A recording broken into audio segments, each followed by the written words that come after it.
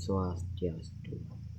Perkenalkan, nama saya Igede Mahadinata Raditya, kelas 7C, nomor absen 4. Dan hari ini saya akan menjelaskan yang namanya pencemaran terhadap air, yang itu saya dan efek dan jenis pencemaran yang saya jelaskan di rumah saja, tidak jauh-jauh dari dari sungai, laut ataupun perairan. Dan ayo kita jelaskan. Dalam penjelasan saya tentang pencemaran air adalah masuknya atau adanya sesuatu yang merusak atau bisa merusak air dan di tempat perairan atau cairan lainnya. Dan hari ini saya memperlihatkan atau membedakan dengan air yang sudah tercemari dan air yang tidak tercemari. Dan let's go. Nah, untuk sekalian saya pengen cuci piring habis kita makan tadi.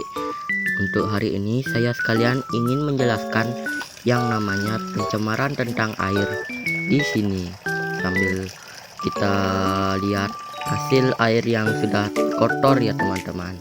Dan air yang saya pakai itu adalah air keran yang bersih ya, atau bisa dibilang air bersih.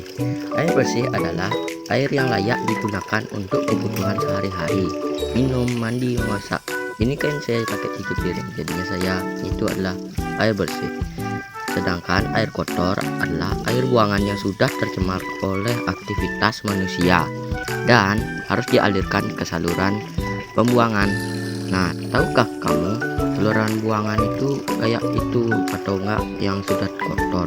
Nah, yang di bawah itu air yang sudah kena aktivitas atau barang-barang yang sudah kotor ya teman-teman. Dan ayo kita lanjut. Dan sudah, ini sebenarnya nanti saya cuci lagi, dan ini contoh jika sudah kita cuci dan minyak itu ada bagian minyak dan lain sebagainya, itu adalah hasil dari itu, termasuk sudah pencemaran, tetapi dia menyaluri ke tempat yang lain.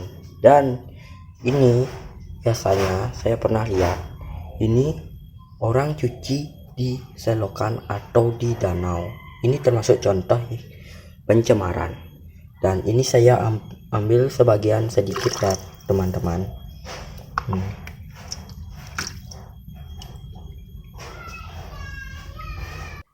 Dan ini saya akan mengambil air yang mineral. Ini kita bisa air yang minum kita sehari-hari ya teman-teman, dan kita bisa dibedakan ini airnya, dan akan kita bedakan lagi ya.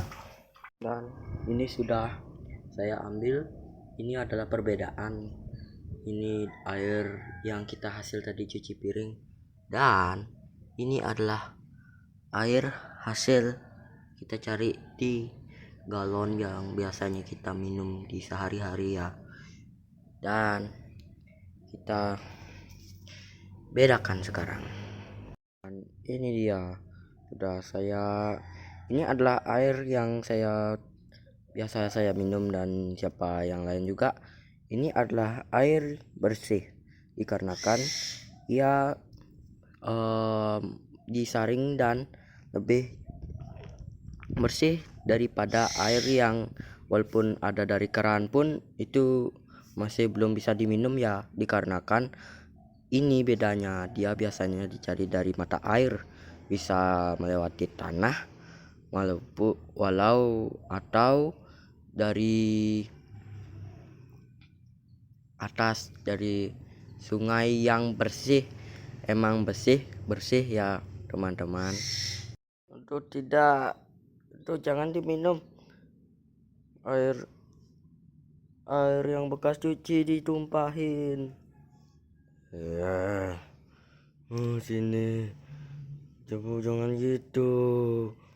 Iya, tidak. A few moments later. Nah, ini dia air yang hasil cuci piring dari saya. Dan mohon maaf tadi saya pindah tempat dikarenakan tadi di sana lagi masih basah ya teman-teman. Dan oke, lanjut. Untuk ini sudah tidak aman diminum ya lagi teman-teman, dikarenakan sudah bercampur banyak atau bisa dibilang ada bakteri dan minyak, tapi juga bisa makanan. Mohon maaf jika ini bisa menjijikkan. Jika ini jijik, mohon bisa dilewatkan. Dan kita akan mencari apa efeknya dari air yang bersih dan yang tidak bersih. Oke, lanjut. Dan ini saya akan mencoba dengan air perbandingan membandingkan air bersih dan air yang sudah saya cuci tadi pakai cuci piring. Dan ini coba saya minum ya.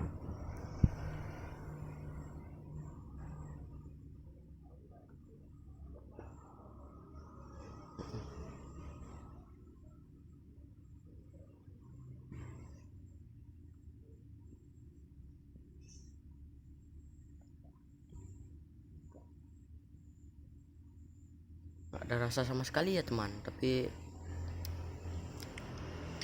ya tidak ada. Ini biasa kita minum sehari-hari dan ya begitu rasanya. Tidak ada rasa sama sekali dan tidak berbau. Itu adalah ciri-ciri yang air yang bersih. Dan kita lanjut untuk air yang habis cuci piring ya, kita coba.